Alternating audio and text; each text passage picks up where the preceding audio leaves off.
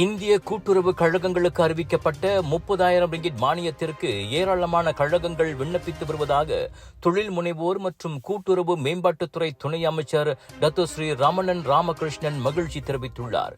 எனினும் பல கூட்டுறவு கழகங்கள் விண்ணப்பம் செய்வதில் பிரச்சினைகளை எதிர்நோக்கியுள்ளதாக அவரின் முதன்மை அரசியல் செயலாளர் டத்தோ அன்புமணி பாலன் குறிப்பிட்டார்.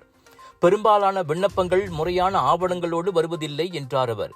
இதுபோன்ற பிரச்சினைகளை சந்திக்கும் கூட்டுறவு கழகங்கள் அருகிலுள்ள கூட்டுறவு ஆணையங்களின் உதவியை நாடலாம் என அன்புமணி ஆலோசனை கூறினார்.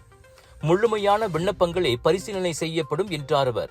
அண்மையில் தேசிய கூட்டுறவு மாநாடு நடத்தினோம். குறிப்பாக டத்தோஸ்ரீ ரமணன் தலைமையில் அந்த கூட்டுறவு மாநாடு குறிப்பாக இந்தியர்களுக்காக அந்த மாநாடு நடைபெற்றது. அந்த மாநாட்டின் முக்கிய அடிப்படையாக இந்த கூட்டுறவு கழகங்களுக்கு ஒத்துழைப்பு கொடுப்பதற்கு, வெற்றி அடைவதற்கு, அவர்கள் இன்னும் அதிகமான திட்டங்கள் செயல்படுவதற்கு 30,000 வெளியே மானியம் வழங்குவதாக அறிவித்திருந்தோம். அந்த அடிப்படையில் பார்த்தீங்கன்னா இப்போ ஒவ்வொரு கூட்டுறவு கழகம் தங்களுடைய அறிக்கைகளை தேசிய கூட்டுறவு கழகத்தில் வழங்கி வருகிறார்கள். அந்த இடத்தில் பார்த்தீங்கன்னா மிட் கூட்டுறவு கழகம் 30,000 வெளிக்கான அந்த அறிக்கையை முறையாக வழங்கியிருக்கிறாங்க. அவங்களுக்கு அடுத்த ஆண்டு அந்த மானியம் முறையாக வழங்கப்படும்.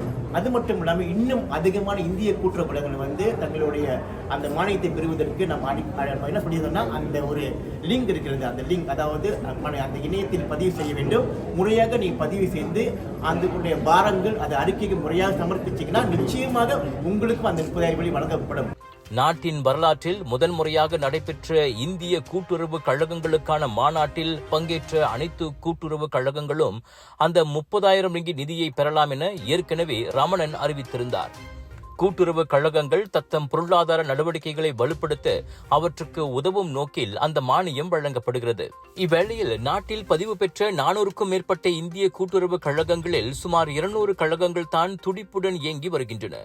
இந்த சிறு எண்ணிக்கையில் இருக்கும் இந்திய கூட்டுறவு கழகங்களுக்குள் ஒற்றுமை முக்கியம் என்பதையும் டத்தோஸ்ரீ ரமணன் வலியுறுத்தியதாக அன்புமணி குறிப்பிட்டார். ஒன்றுபட்டு அரசாங்க அனுகூலங்களை அவை நன்கு பயன்படுத்திக் கொள்ள வேண்டும் என மிட்லண்ட்ஸ் கூட்டுறவு கழகத்தின் 73வது ஆண்டு கூட்டத்தை தொடக்கி வைத்து உரையாற்றிய போது ரமணனை பிரதிநிதித்து நிகழ்ச்சியில் கலந்து கொண்ட அன்புமணி கூறினார்.